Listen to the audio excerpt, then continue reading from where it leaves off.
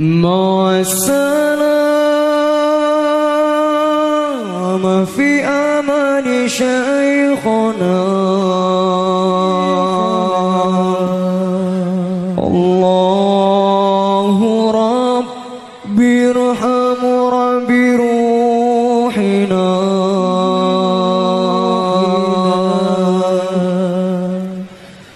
مع السلامة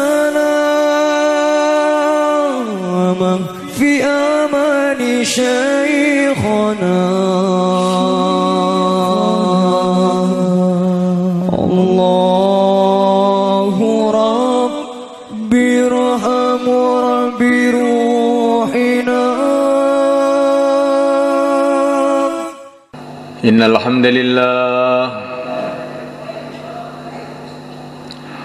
الحمد لله نستعينه ونستغفره ونؤمن به ونتوكل عليه.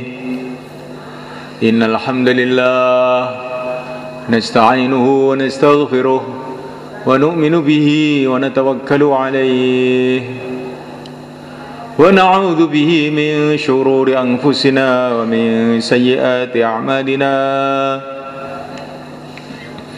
من يهديه الله فلا مضل له ومن يضلل فلا هادي له.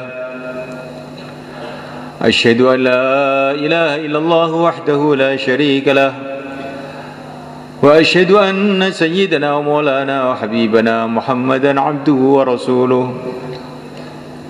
اللهم صل وسلم وبارك عليه وعلى آله وأصحابه والتابعين لهم إلى يوم القيامة. أما بعد، فقد قال في كتابه الكريم: إن الذين قالوا ربنا الله ثم استقاموا تتنزل عليهم الملائكة ألا تخافوا ولا تحزنوا وأبشروا بالجنة التي كنتم توعدون. نحن أولياؤكم في الحياة الدنيا وفي الآخرة ولكم فيها ما تشتهي أنفسكم ولكم فيها ما تدعون نزلا من غفور رحيم. ومن أحسن قولا ممن دعا إلى الله وعمل صالحا وقال إنني من المسلمين. ولا تستوي الحسنة ولا السيئة ادفع بالتي هي أحسن فإذا الذي بينك وبينه عداوة كأنه ولي حميم. وما يلقاها إلا الذين صبروا وما يلقاها إلا ذو حظ عظيم.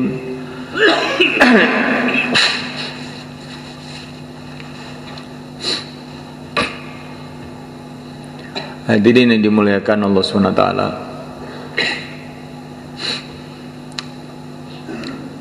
kita belajar memahami segala sesuatu itu sesuai dengan berita yang datang dari Rasulullah SAW dari Allah Subhanahu wa Ta'ala. Kebanyakan manusia ini memahami apa-apa itu sesuai dengan berita orang.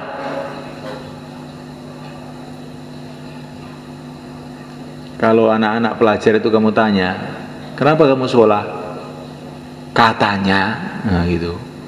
Katanya orang-orang kalau dapat ijazah itu nanti jadi kaya. Katanya orang.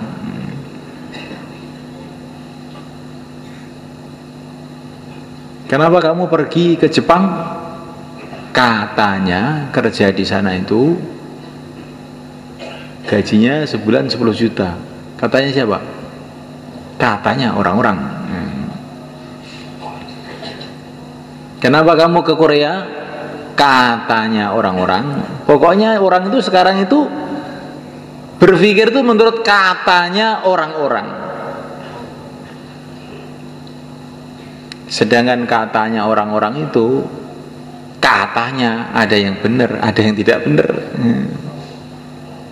Yang katanya.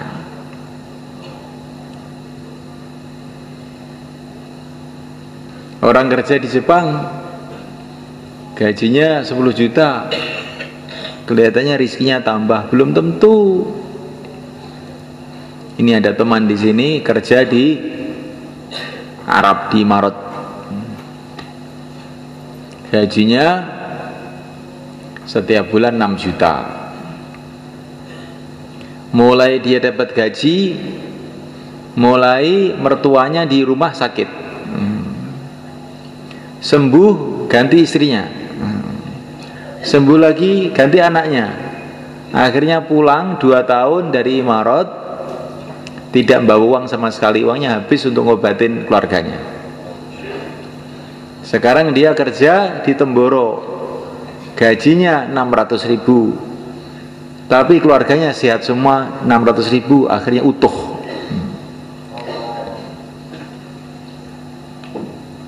Ini kelihatannya bicara duit nih, tapi ini sebenarnya bicara iman. Jangan orang itu yakin kepada benda-benda. Benda itu bisa jadi gini, bisa jadi gitu, bisa jadi menguntungkan, bisa merugikan. Uang bukan mesti menguntungkan.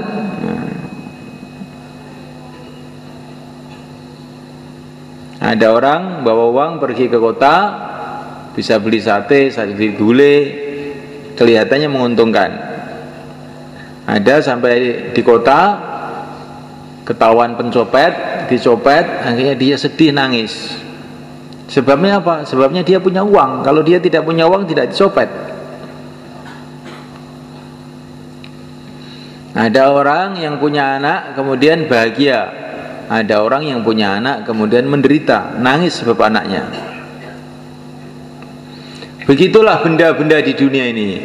Tidak ada yang pasti baik, itu nggak ada. Yang mesti jelek juga tidak ada. Kadang-kadang perkara itu kelihatannya jelek tapi ternyata baik. Bukan mesti jelek, enggak. Nabi Yusuf alaihissalam dimasukkan sumur, dijual ke Mesir sebagai budak, kelihatannya jelek, tapi akhirnya malah jadi raja di negeri Mesir.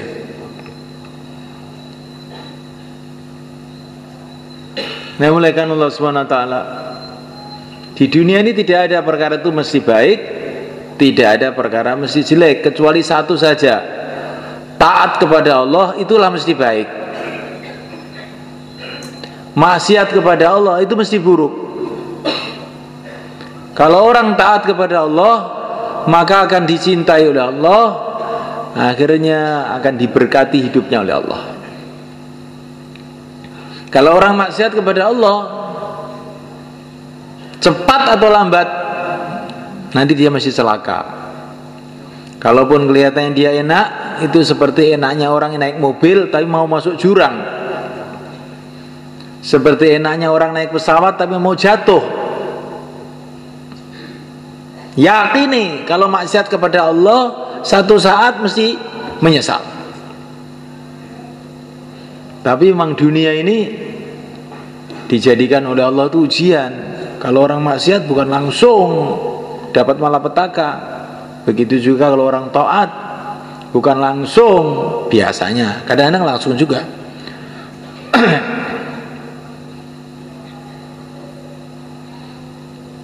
Berita-berita dari mana saja itu mungkin benar, mungkin salah. Tapi berita dari Rasulullah SAW pasti benar. Waman asdaqu minallahi haditha. Berita dari Allah itu pasti benar. Karena apa?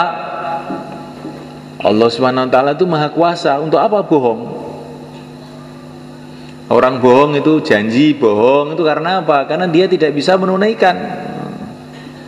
Besok kamu saya kasih uang, ternyata besok saya nggak punya uang, akhirnya bohong saya. Kalau Allah Subhanahu wa taala tidak perlu bohong, Dia Allah Maha Kuasa. Allah menciptakan alam semesta dengan kun fayakun, jadilah maka jadi. Maka berita yang bersumber dari Allah Subhanahu wa taala yang diberikan oleh yang mulia utusan Allah Nabi Agung Muhammad SAW itu pasti benar. Termasuk berita mengenai Ramadan ini. Kalau menurut orang, menurut manusia, Ramadan dengan bukan Ramadan ini ya serupa saja. Ramadan yang matahari dari timur tenggelam di barat sama ya. Ramadan dengan tidak Ramadan ya serupa. Tapi berita dari Rasulullah SAW, dari Allah Subhanahu wa taala, Ramadan ini luar biasa. Ini bulan yang penuh dengan barokah, kata Nabi. Syahrun mubarak, bulan yang penuh dengan barokah, bulan yang doa-doa dimakbulkan, bulan begitu hebatnya bulan itu, sehingga ini di negeri akhirat sana, akhirat itu sudah ada, cuman kita belum ke sana. Kata Nabi, di negeri akhirat sana, waktu Ramadan itu pintu-pintu surga dibuka semua. Allah berfirman kepada surga, "Hei surga, berhiaslah, siap-siaplah untuk menyambut hamba-hambaku yang soleh yang sebentar lagi akan datang ke sini." Maksudnya orang-orang puasa. Pintu-pintu neraka ditutup. Dan neraka itu kan memang belum waktunya untuk mengadab, toh ini belum kiamat ya. Tapi ini ditutup, biasanya dibuka, ini ditutup untuk Ramadan ini. Seolah-olah Allah SWT itu ingin memberitahu kepada kita, ini pintu-pintu kejahatan itu sudah saya tutup, pintu-pintu menuju neraka sudah saya tutup. Jangan kamu usil di dunia buka-buka pintu neraka. Pintu-pintu surga sudah saya buka, jalan-jalan menuju surga sudah saya mudahkan. Jangan sampai kamu tidak usaha untuk berjalan menuju surga. Insyaallah, kan? Masya Allah.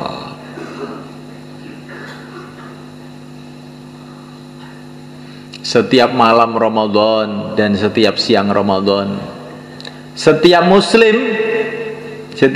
ini ada jatah doa makbul. Kapan itu? Mungkin waktu pagi, mungkin waktu habis sholat, mungkin waktu khutbah Jumat. Dan setiap malam juga ada jatah doa makbul. Setiap muslim, semua kita sama. Orang Islam semua punya jatah doa makbul, tiap siang sekali, tiap malam sekali. Kapan waktunya? Dirahasiakan oleh Allah seluruh Ramadan. Maka hati-hati dalam bulan Ramadan ini. Jangan sampai nanti doa-doa kita ini waktunya dimakbulkan pas kita tidur.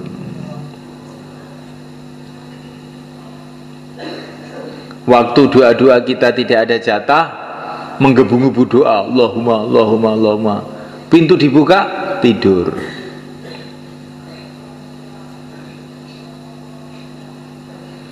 Nah itu doa itu dirahasiakan oleh Allah, supaya kita ini senantiasa mencari-cari itu. Tetapi umpama kita ini berdoa di waktu-waktu bukan jatahnya, tetap dapat pahala juga, tetap dapat manfaat juga. Tapi kalau doa kita ini kita panjatkan kepada Allah pas jatahnya, pas waktunya itu, doa itu akan kes makbul. Maka ada orang datang kepada Sayyidina Umar radhiyallahu ta'ala anhu, saya ini ada masalah begini, gimana? Kamu doa mulai maghrib sampai pagi. Jangan ngantuk sedikit pun, nanti selesai masalah kamu. Bagaimana kalau malam Jumat, malam Ramadan lagi, nanti kita doa menteleng sampai subuh, bagaimana? Bisa nggak? Jangan kalah dengan sopir bis untuk mencari uang beberapa rupiah, menteleng mulai Surabaya sampai Jakarta.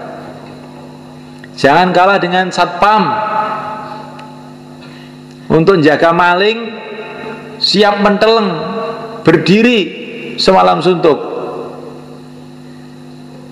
Jangan kalah dengan orang Temboro nurut banyu sewengi utuh. Nah, untuk mendapatkan apa? Mendapatkan air. Kalau dapat air, terus gimana? Belum tentu panen juga. Kalau sudah panen, belum tentu manfaat juga. Gitu loh, kalau dapat air belum tentu panen. Kadang-kadang dapat air ya nggak panen. Itu orang petani semua tahu. Kadang-kadang dapat air nggak panen juga. Setelah panen itu belum tentu kemput untuk bayar utangnya, diesel, utangnya ini, rabuk dan sebagainya. Kalaupun kemput, belum tentu uang itu bermanfaat untuk kita. Kadang-kadang uang itu malah jadi masalah di keluarga kita. Anaknya minta sepeda motor, istrinya minta mobil. Bingung sendiri. Umpama nggak punya duit, sebetulnya diam aja semua. Gara-gara kelihatan ada duit, akhirnya geger semua. Akhirnya ditegasi, nggak boleh. Ini uang disimpan, nggak boleh. Akhirnya istrinya lari ke Korea. Ayo, oke. Ini gara-gara nurut banyu tadi digayak gitu. Coba semalekan. Kenapa ke Korea? Pikirannya kalau dapat duit beruntung. Ke Korea dapat duit, ternyata tidak beruntung. Di rumah sudah berantakan semua. Anaknya ke terminal, suaminya nggak tahu kemana. Akhirnya orang tadi bingung di rumahnya, tambah menderita, hidup dalam kebingungan. Itulah dunia sebenarnya. Jadi dunia ini nggak ada yang mesti baik, itu nggak ada. Dunia itu bisa juga jadi baik, bisa juga jadi buruk. Terserah Allah. Yang mesti baik itu agama ini. Kalau orang mengamalkan agama dengan sungguh-sungguh, menjalankan perintah Allah dengan sungguh-sungguh, menjauhi larangan Allah dengan sungguh-sungguh, nanti yang buruk-buruk tahu-tahu jadi baik, yang baik tambah baik. Ini pengalaman para nabi, para sahabat, para wali-wali Allah itu. Mereka itu nggak mikir kaya miskin, nggak dipikir itu. Yang penting taat sama Allah. Setelah taat sama Allah, ternyata miskin tapi baik. Ketika mereka taat pada Allah, kaya tapi baik. Ada yang jadi raja, yang dipikir bukan bagaimana saya mempertahankan kerajaan saya. Yang penting saya taat sama Allah. Ini jadi raja yang baik. Namuliakan Allah Subhanahu wa taala. Ini yang kita pikirkan siang dan malam. Bagaimana kita menjadi orang taat. Kalau kita jadi taat, jadi baik. Keadaan apapun baik. Miskin tapi taat kepada Allah. Yakinnya mantap kepada Allah, hidupnya tenang. Alah, miskin sebentar aja. Nanti ke surga duluan 500 tahun sebelum orang kaya. Ayo, siapa yang mau daftar miskin kepada saya? Itu miskin tapi menteles. Nah, bukan miskin ingah-ingih. Ya apa miskin saya? Alhamdulillah. Jadikan miskin ya, syukuran. Ini kalau miskin ada iman, ada amal itu kalau oleh Allah dikasih hatinya itu kuat, tenang, tentram. Kalau dijadikan kaya, ada iman, ada amal, juga begitu, tenang. Kaya, lah kaya dunia aja, sebentar aja. Apa yang perlu dibanggakan? Nanti kalau pabrik kamu bangkrut bagaimana? Lah, bangkrut ya. Bukan hanya pabrik yang akan bangkrut, saya sendiri itulah akan bangkrut, mati. Gak usah takut. Bangkrut nggak bangkrut, yang penting taat sama Allah. Tapi kalau kaya tidak ada iman, tidak ada amal, bingung. Sudah kaya itu, wah nanti bagaimana kalau sawahnya kurang? Bagaimana kalau perdagangan saya kurang? Bagaimana kalau jabatan saya hilang? Bingung aja. Jadi kenikmatan surga yang ada di dunia itu sebetulnya iman. Orang mengira kenikmatan itu dalam harta, kenikmatan dalam jabatan, kenikmatan dalam mobil. Bukan. Kenikmatan kalau iman itu tertanam betul dalam hati, itulah kenikmatan hidup. Tidak ada kenikmatan selain itu. Maka Sayyidina Ibrahim bin Adham radhiyallahu ta'ala anhu, ini anak raja di Balkha sana di Persia. Beliau jalan kaki menuju Makkah. Ketika mau jalan kaki, setan itu datang membisikkan ke hati dia, Persia Mekah ini jauh loh, kamu jalan kaki ya berapa tahun nanti. Maka dia tersentak, astagfirullah, setan. Orang mau kebaikan dihalang-halangi. Demi Allah, saya akan terus berjalan ke Mekah, dan saya bersumpah setiap 1 kilo akan sholat 1000 rakaat. Terus berjalan setiap 1 kilo sholat 1000 rakaat. Sampai di Mekah itu 12 tahun. Jalan di Mekah dari Persia ke Mekah itu 12 tahun. Akhirnya jadi wali. Itu ciri khas wali itu, kalau ditakut-takuti setan malah dadi. Oh, kamu ke Mekah nggak takut nanti? Nah, tidak takut. Setiap 1 kilo 1000 rakaat. Kalau mau jadi wali begitu. Kalau ditakut-takuti setan, tambah dadi. Sayyidina Umar radhiyallahu ta'ala anhu,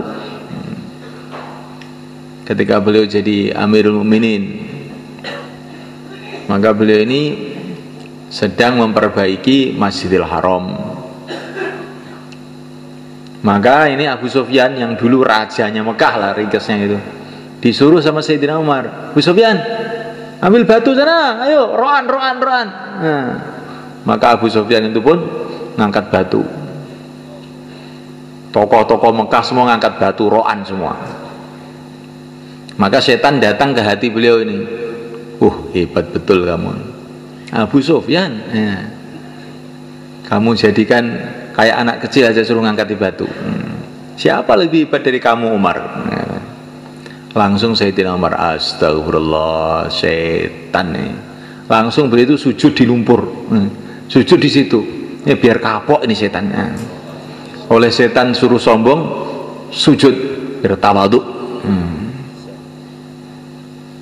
Jadi begitu orang-orang soleh-soleh dulu itu. Kalau dibisiki setan keburukan, dia berbuat sebaliknya. Maka dikatakan para ulama, setan itu tidak berani datang kepada Sayyidina Umar.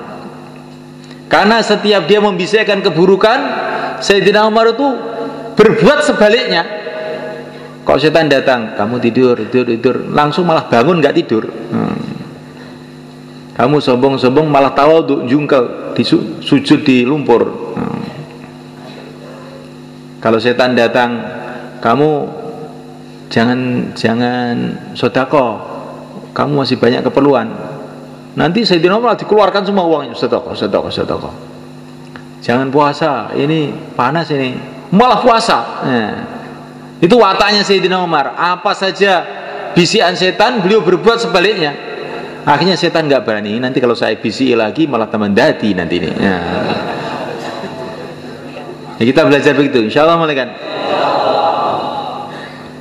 Sekarang ini setan besar memang sudah dipergol. Setan kecil masih ada. Katanya Maulana Zakaria, setan kecil masih ada. Kalaupun tidak ada, Itu bekas-bekas ajaran setan yang selama setahun itu masih nancep di hati kita. Ajarannya bagaimana? Nanti kalau diajak keluar itu terus diundur bulan depan, tahun depan begitu. Bagaimana kalau kita tentang aja? Insyaallah. Jadi begitu semua kan. Allah sudah berfirman kepada kita bahwa syaitan itu musuh kamu. Inna syaitana kana lakum aduwwan mubina. Syaitan itu musuh kamu. Lah kok malah kita turuti terus? Allah sudah berfirman bahwa Rasulullah itu manusia yang paling sayang kepada kamu, tapi nggak mau kita ikut. Ya, ini kan kita celaka jadinya begini ini semua kan. Nah, mulaikan Allah Subhanahu Wa Taala berita Ramadan ini, masya Allah, berita-berita dari Nabi itu ajib-ajib semua kan. Orang yang sujud sekali sujud saja dalam Ramadan ini, bila diterima oleh Allah sujudnya itu, Allah akan bangunkan untuk dia satu rumah di surga, yang rumahnya itu pintunya 60.000 pintu, yang setiap pintu itu ada istananya, dan dalam istana itu nggak tahu apa yang ada selain Allah SWT. Sekali sujud, alangkah maha pemurahnya Allah SWT, alangkah maha luasnya Allah SWT, alangkah maha dermawannya Allah SWT. Dan bagi Allah SWT tidak sulit yang demikian itu.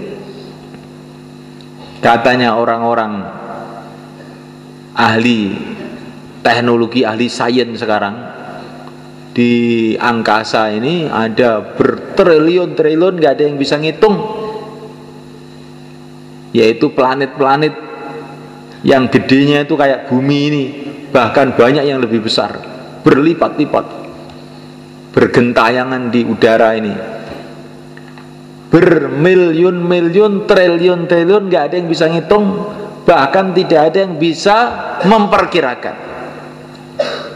Dan sekian banyak itu semua kan kosong, belum, gak ada orangnya. Yang ada orangnya cuma bumi ini dok, kosong, belum, gak ada orangnya. Ada orang yang tanya, lah iya, kalau Allah Subhanahu Wa Taala itu bikin alam semesta jagat raya yang begitu luas, begitu banyak, ada benda-benda kayak bumi bertriliun-triliun, gak ada yang bisa ngitung, kosong, gak ada orangnya, kok apa gak mubadir itu ya. Gak ada mubadir bagi Allah SWT, karena ini ada maksud.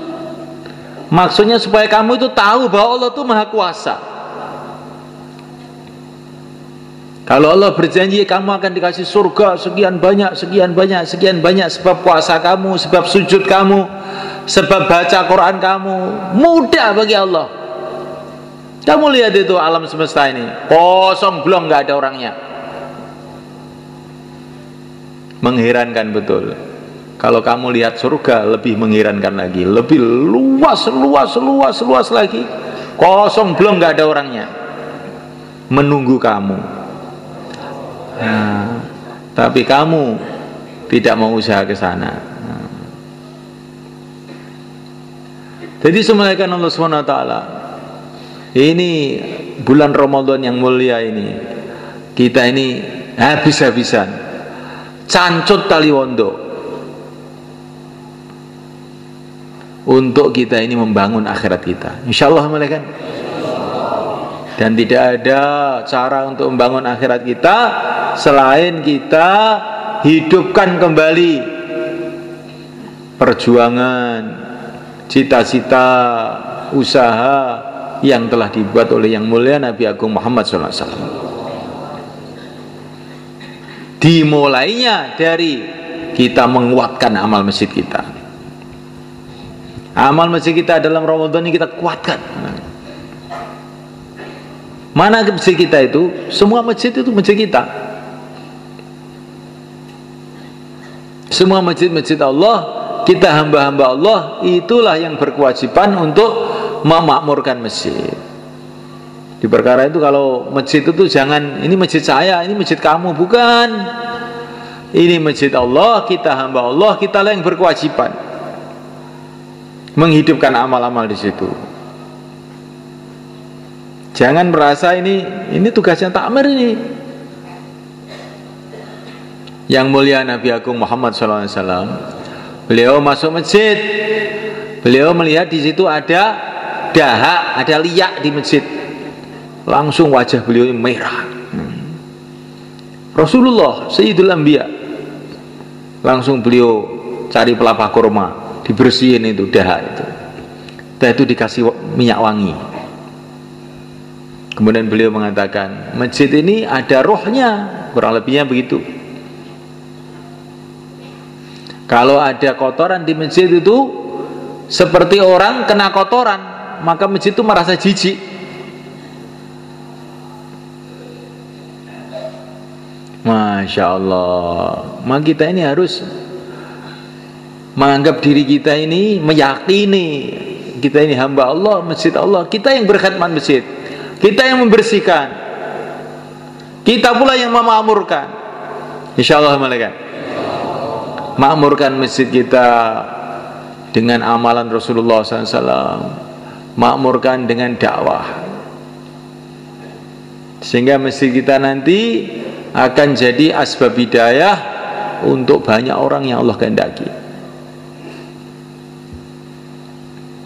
Ada masjid Rasulullah SAW di Madinah Al-Munawwarah. Masjidnya sangat sederhana, malaikat. Tiangnya dari gelugu kurma, lantainya dari tanah, atapnya dari daun-daun kurma. Kalau hujan pada bocor. Gak ada lampu di masjid itu. Tetapi masjid ini telah jadi asbab negara-negara masuk Islam, raja-raja masuk Islam, bangsa-bangsa masuk Islam. Hati-hati yang gelap telah menjadi terang benderang gara-gara masjid Madinah ini. Semoga begitulah masjid kita. Karena nilai masjid itu bukan menurut bangunannya, nilai masjid itu menurut orangnya. Itu Ka'bah, jadi masjid yang sangat istimewa. Barang siapa yang sholat di sana, pahalanya 100.000 kali sholat. Kenapa? Di antara sebabnya, karena itu masjidnya para nabi. Mulai mbah Nabi Adam sampai nabi terakhir, yang mulia Nabi Agung Muhammad SAW pernah beribadah di sana. Yang bangun Nabi Ibrahim, kulinya Nabi Ismail, kulinya itu loh nabi. Makanya masjidnya jadi istimewa. Di masjid itu bukan istimewanya kalau lantainya keramik atau marmer, bukan itu. Yang di masjid itu siapa? Walaupun masjid itu sederhana, tapi yang di masjid itu Sayyidina Abu Bakar Siddiq radhiyallahu ta'ala anhu, Sayyidina Umar radhiyallahu ta'ala anhu. Maka ini masjid paling istimewa di dunia. Itulah Masjid Madinah Al-Munawwarah. Orang-orang kafir masuk Masjid Nabawi, berubah pikirannya, berubah hatinya, sehingga orang-orang kafir jadi wali-wali Allah. Sekarang masjid kita ini sudah gede, alhamdulillah. Ini masjid ini lebih gede dari Masjid Nabawi pada zaman Nabi. Wis gede, wis apik ya. Karek wonge engko bengi iktikaf ora karek kuwi ngene. Wong Ramadan kok yo mulih kuwi arep nyapo, gitu. Ramadan ki amalane iktikaf. Ramadan malam Jumat mulih, iki apa ya patut. Patut napa mboten? Ketinggalan mboten patut. Iki cara didilok niku welek jan masyaallah. Ramadan malam Jumat mulih ora iktikaf. Kuwi kayane wong tuwek umur 70 tahun ngau kathok endek. Ya. Undela-undeli. Wis ngoten niku. Didilok tok langsung mata beleken. Niki tang Nizamuddin wae. Kalau di Nizamuddin kita ini kalau Ramadan nih, amalan 24 jam mulai kan. Pagi hari bayan hidayah mengeluarkan jamaah. Malam hari terawih panjang-panjang, kadang-kadang sampai jam 11 sampai jam 12 baru selesai terawih itu. Terawihnya panjang-panjang. Masih juga pengeluaran jamaah pagi-pagi, Masya Allah. Siapa yang punya cita-cita masjid-masjid kita jadi begitu? Insya Allah kita semuanya. Masjidnya kecil di Nizamuddin itu, tapi amalannya besar. Sehingga jadi asbab hidayah. Hidupnya agama di London, hidupnya agama di Rusia. Kemarin saya baru dapat cerita jamaah yang dikirim ke Rusia. Jamaah Malaysia kemarin datang ke sini. Bagaimana dia masuk di hutan-hutan Rusia itu, musim salju, musim dingin, masuk ke kampung, terus membuat pertemuan habis ngisya. Dia mengira di kampung seperti ini mana ada orang mau datang. Musim dingin lagi, es di mana-mana es. Nggak ada listrik lagi kampung itu, gelap. Tapi dia elan, jauhlah, pagi hari, sore hari jauhlah, nanti malam habis isya ada pertemuan. Setelah habis isya tahu-tahu, loh, ada apa ini? Ternyata orang-orang pada datang tuh naik kuda mereka. Orang Rusia tuh naik kuda datang itu. Ada yang naik keledai. Masjid itu penuh, ada 500 orang ikut pertemuan itu. Ini bukan istimewa, pertemuan jamaah gerak begitu itu.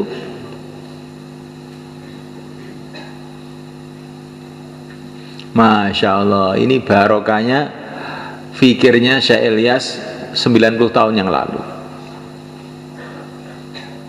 Rusia bangkit agama, di Eropa bangkit agama.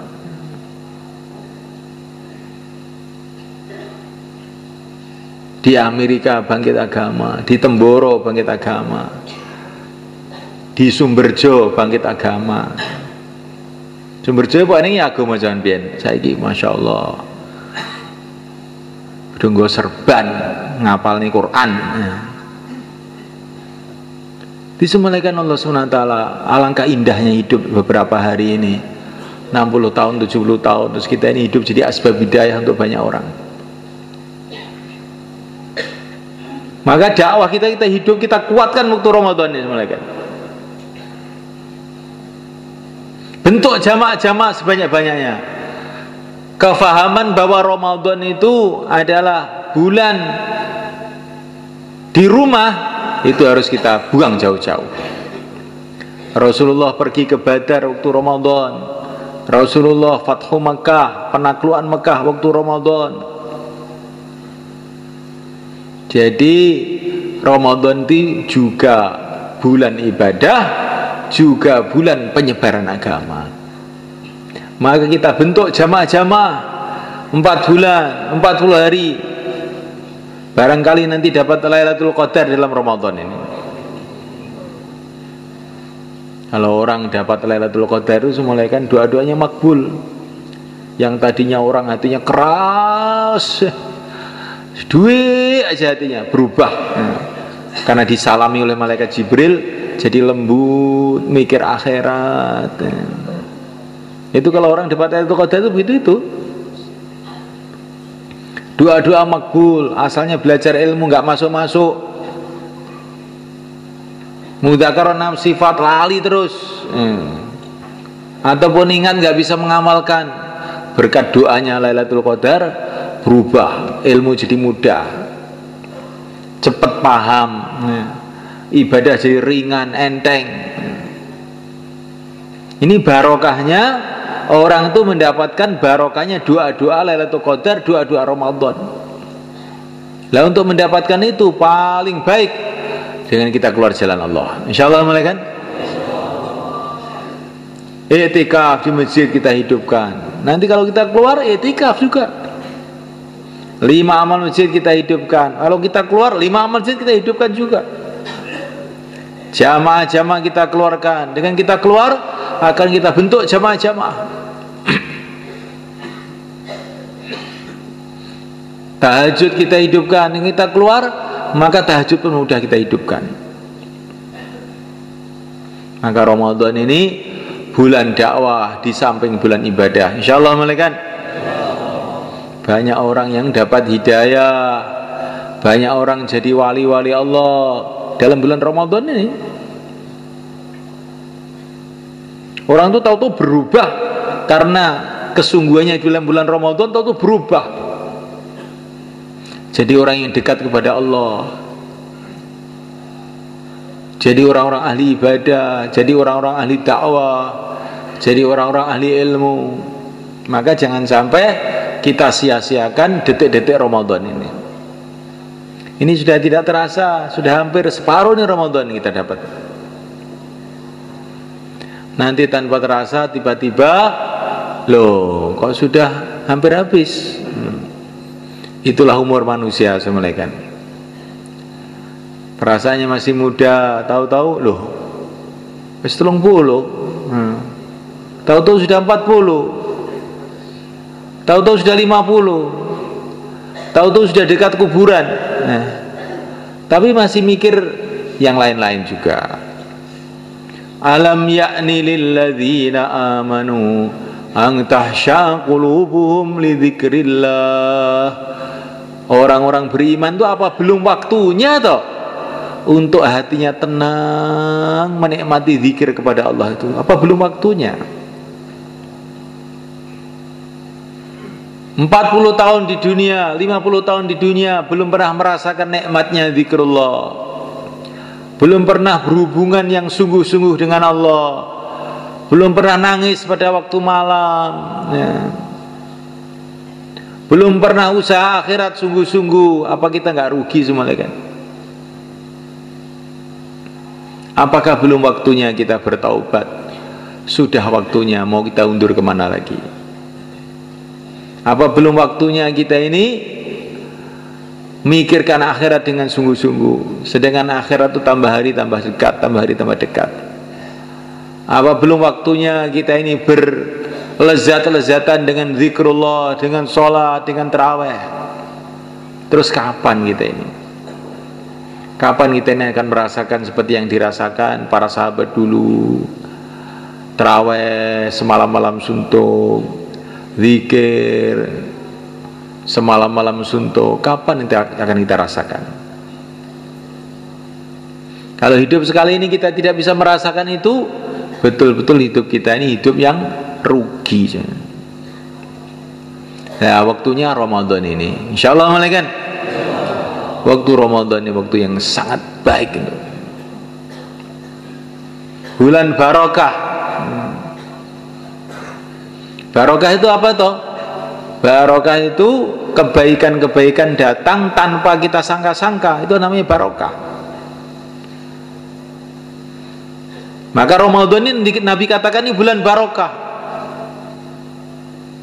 Akan datang kebaikan-kebaikan yang tidak disangka-sangka. Kalau kita jaga adab kehormatan Ramadan ini, akan datang kebaikan-kebaikan yang tidak disangka-sangka. Urusan perjuangan kita, urusan dakwah kita. Akan datang kebaikan-kebaikan yang tidak disangka-sangka. Urusan keluarga kita. Akan datang kebaikan yang tidak disangka-sangka. Urusan ekonomi kita. Akan datang urusan yang tidak, kebaikan-kebaikan yang tidak disangka-sangka dalam macam-macam urusan. Karena ini bulan barokah, syahrun mubarak. Pakai syarat kita jaga kehormatan bulan ini. Puasanya, tarawihnya, tahajudnya, sedekahnya, dakwahnya, taklimnya. Maka Allah Subhanahu wa taala tidak akan menyia-nyiakan kita. Insyaallah malaikat. Semua orang punya masalah. Lah, Ramadan inilah kesempatan kita menyelesaikan masalah dengan berhubungan kepada Allah yang bisa menyelesaikan segala masalah. Ya, inilah kesempatan malaikat. Masalah ini, masalah itu, masalah ini, masalah itu, masalah besar, masalah kecil, bagi Allah Subhanahu wa taala semua kecil aja. Dan Allah pun untuk menyelesaikan masalah kita ini punya sejuta cara, triliun-triliun cara, nggak ada batas yang tidak kita kira-kira. Sayyidina Ali radhiyallahu ta'ala anhu satu hari melihat istrinya Sayyidah Fatimah radhiyallahu ta'ala anha, putri Nabi, sedang sakit. Maka Sayyidina Ali mengatakan, Fatimah, kamu ingin apa? Saya ingin buah delima. Maka Sayyidina Ali pun pergi ke pasar, uangnya cuma cukup untuk membeli delima satu aja. Beli delima satu, dibawa pulang. Di tengah jalan ada orang miskin di pinggir jalan minta-minta. Sayyidina Ali merasa gak enak, gimana ya ini, istri saya seneng delima, ini ada orang minta-minta. Allah Subhanahu wa ta'ala memerintahkan kita untuk membantu orang minta-minta. Gimana ini? Dah, tak sedekahkan aja, semoga Allah kasih jalan keluar. Sedekahkan delimanya. Akhirnya pulang ke rumah, nggak bawa delima. Tapi tiba-tiba Siti Fatimah bilang, ya Ali, nggak usah beli delima ya, nggak usah beli delima. Loh kenapa? Saya kok sekarang kok jadi nggak seneng, tadi ingin gitu kok sekarang kok tidak lah. Nggak usah beli ya. Ya, memang sudah saya berikan orang, tadi saya sudah khawatir di rumah ditagih, ternyata kamu sudah nggak seneng. Ya sudah nggak seneng saya. Belum lama kemudian datang tamu. Tamunya itu Salman Al-Farisi. Tamunya itu ternyata utusan Rasulullah. Saya kesini utusan Rasulullah. Mau apa? Ini mau ngantar hadiah. Hadiah apa? Delima dari Rasulullah. Langsung dikeluarkan dari kantongnya delima. Dihitung 1, 2, 3, 4, 5, 6, 7, 8, 9. Loh, ini dari Rasulullah? Iya dari Rasulullah. Kalau dari Rasulullah mestinya 10, bukan 9. Mesti kamu ambil satu nih. Nah, kata Sayyidina Ali, Salman mengatakan benar.